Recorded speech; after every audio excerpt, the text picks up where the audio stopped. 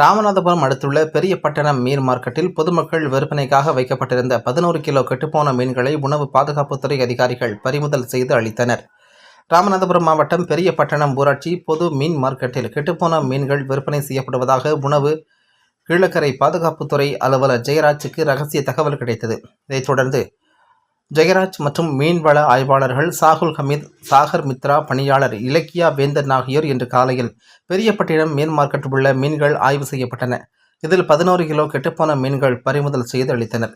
மேலும் உணவு பாதுகாப்புத்துறை அதிகாரிகளிடம் உரிய அனுமதி பெற்றிருக்க வேண்டுமென அறிவுறுத்தினர்.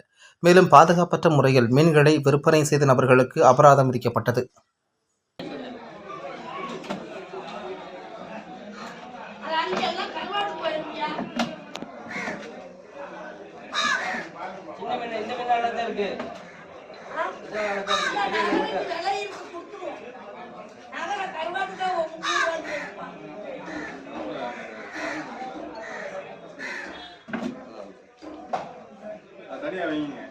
தனியா வைங்க.